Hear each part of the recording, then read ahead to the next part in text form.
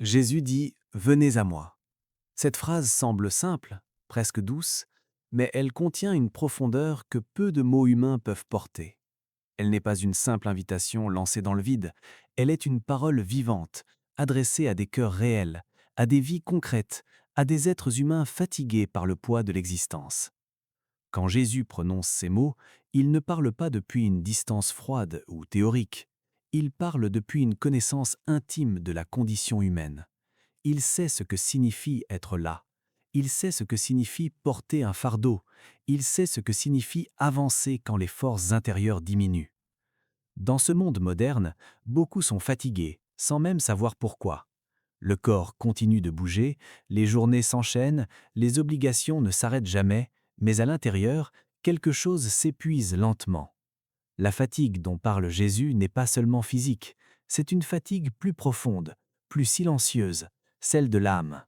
C'est la fatigue de devoir toujours être fort, de devoir toujours répondre aux attentes, de devoir toujours prouver sa valeur. C'est la fatigue de lutter contre des problèmes qui semblent se répéter sans fin.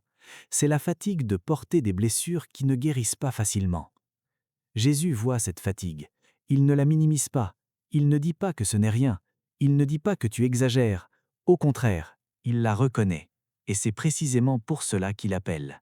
Venez à moi, vous tous qui êtes fatigués et chargés. Ce vous tous est essentiel. Il n'exclut personne. Il n'y a pas de conditions préalables. Il n'y a pas de niveau spirituel requis. Il n'y a pas de performance attendue. Il y a seulement une réalité humaine reconnue et un cœur divin prêt à accueillir. Beaucoup pensent qu'ils doivent d'abord régler leur vie avant de s'approcher de Dieu. Ils croient qu'il faut être plus stable, plus pur, plus cohérent, plus fort. Mais Jésus renverse cette logique. Il appelle précisément ceux qui ne vont pas bien. Il appelle ceux qui sont à bout de force. Il appelle ceux qui n'ont plus de réponse.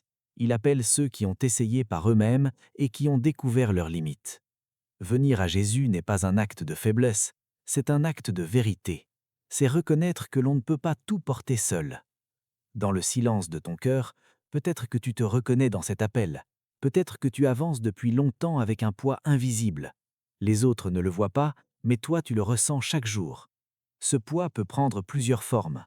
La peur de l'avenir, l'angoisse financière, la douleur d'une relation brisée, le souvenir d'un échec qui continue de te hanter, le sentiment de ne jamais être à la hauteur, la culpabilité liée à des choix passés.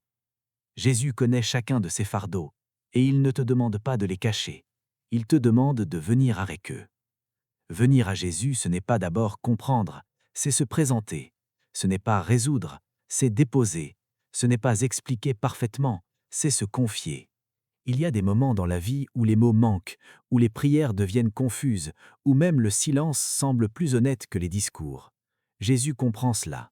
Il sait que parfois venir à lui signifie simplement être là, dans sa présence, sans force, sans masque, sans justification.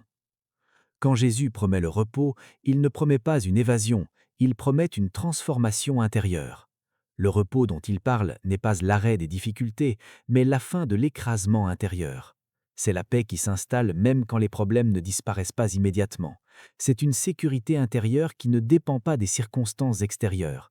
C'est la certitude que tu n'es plus seul face à ce que tu traverses. Ce repos commence quand tu acceptes de lâcher prise. Lâcher prise sur l'illusion du contrôle total. Lâcher prise sur l'idée que tout dépend de toi. Lâcher prise sur la peur de décevoir, sur l'obsession de réussir, sur la pression constante d'être parfait. Jésus n'est pas venu pour ajouter un fardeau religieux de plus. Il est venu pour enlever ce qui écrase. Il est venu pour restaurer l'âme. Il y a dans l'appel de Jésus une douceur qui contraste avec la dureté du monde. Le monde te dit souvent « fais plus, sois plus, résiste encore ». Jésus te dit « viens, repose-toi, fais-moi confiance ». Cette confiance ne se construit pas en un instant, mais elle commence par un pas intérieur, une décision silencieuse de dire « Seigneur, je viens à toi tel que je suis ». Jésus n'ignore pas les blessures du passé. Il sait que certaines douleurs ont laissé des traces profondes, des paroles prononcées trop tôt, trop fort, trop violemment, des abandons qui ont créé des vides, des trahisons qui ont brisé la confiance, des échecs qui ont entamé l'estime de soi. Beaucoup portent ces blessures comme des fardeaux permanents. Jésus dit aussi à ces cœurs brisés « Venez à moi ». car il est celui qui guérit doucement, sans brusquer, sans condamner. Il y a une grande différence entre porter sa douleur seule et la déposer aux pieds de Jésus. Quand tu la portes seule, elle devient lourde, envahissante, parfois destructrice. Quand tu la déposes devant lui, elle commence à changer de nature.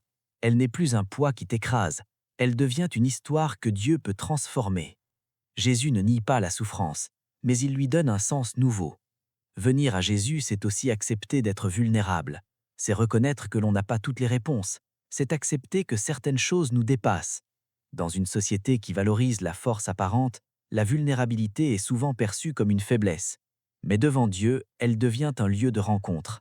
C'est souvent dans la vulnérabilité que la grâce agit le plus profondément. Jésus ne force personne. Son appel est une invitation, pas une contrainte.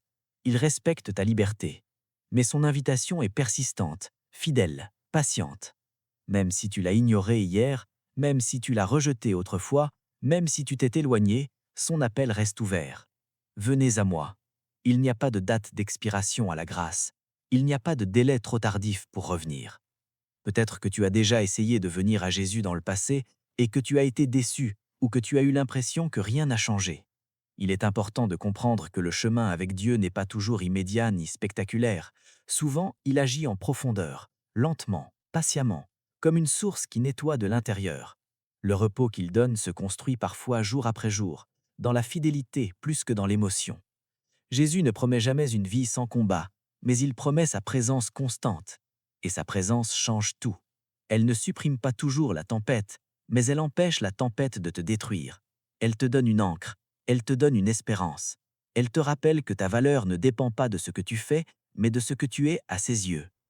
Quand Jésus dit « Venez à moi », il t'invite aussi à une relation, pas seulement à une croyance. Il t'invite à marcher avec lui, à apprendre de lui, à le laisser transformer progressivement ta manière de penser, de sentir, de vivre. Ce chemin commence toujours par ce premier pas simple et profond, venir. Aujourd'hui, si cette parole résonne dans ton cœur, ce n'est pas un hasard.